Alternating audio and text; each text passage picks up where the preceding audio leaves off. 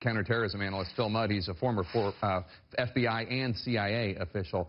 Phil, thanks so much for being here. What kind of a threat is ISIS? An intelligence source tells me it's arguably the most dangerous terrorist group out there. I think that's correct at the moment. These things have changed quickly over time since 9/11. We've had big threats. You remember in Indonesia when we had embassies attacked there and nightclubs. We've had threats out of Somalia, threats to students out of northern Nigeria.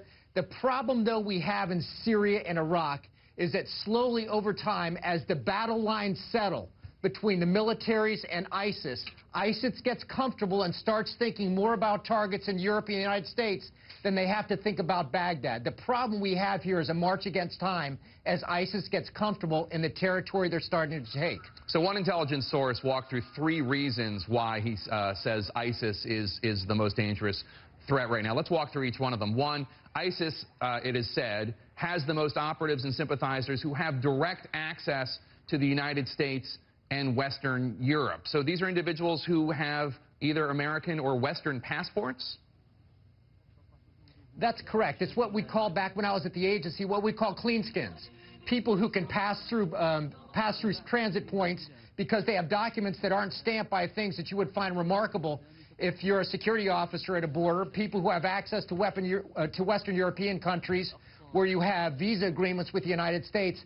I would argue, Jake, that is not, if I were in the business, the thing I would worry about most. I know people talk about that a lot. You can find access to kids who want to blow themselves up. Remember, we saw a kid from Florida blow himself up in Syria recently.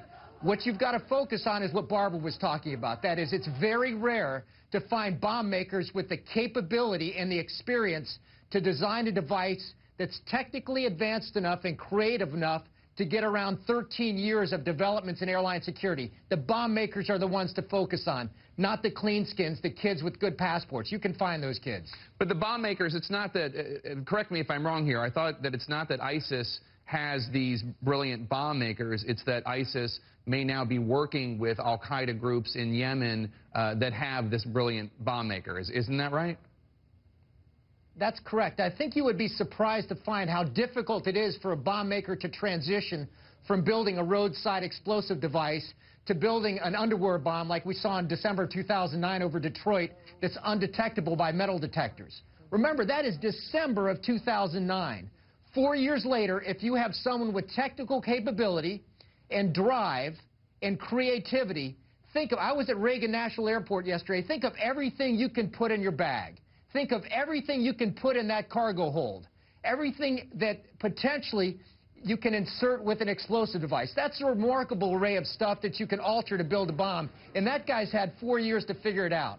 So, I look at that and say that's a recipe potentially for disaster.